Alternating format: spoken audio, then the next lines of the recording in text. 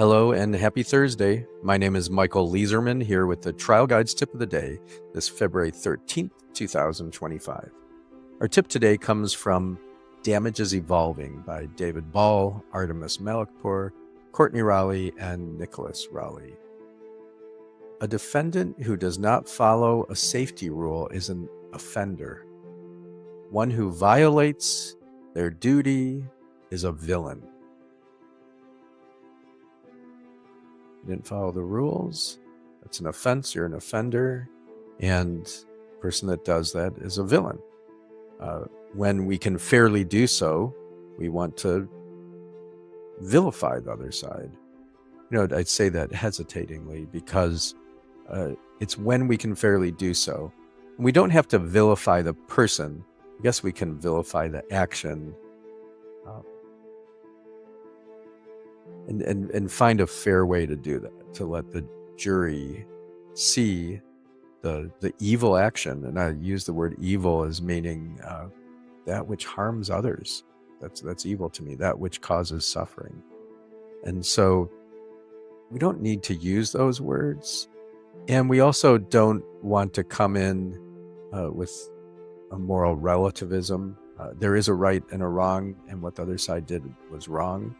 And if it turns out that it was not part of a systemic wrong, and we want to look for that, and it most often is, but if it's not, we can still be honest about it and talk about the wrongdoing. Most of the time we will be able to show that actions are bad actions, wrongdoing, and that the villain of the story, because every story, right, will have a protagonist and a villain. The protagonist in our story is always the jury, and there's also the story of our client, and the villain is the one who's caused harm to your client. So worth keeping that all in perspective and being clear about that. Again, not making an entire person a villain if they're not, but to show the wrongdoing. And I think I'm putting a spin on it that maybe the authors here wouldn't. So these are my interpretations of the tip. And I very much believe that we want to win through story. Story is most interesting as a morality tale, right? The good and the evil. And who's the villain in the story.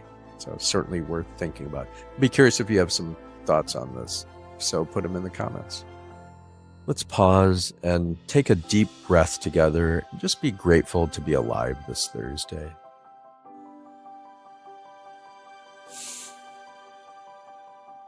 May the work that we do today help to reduce suffering in our lives and our clients' lives and reduce suffering in the world.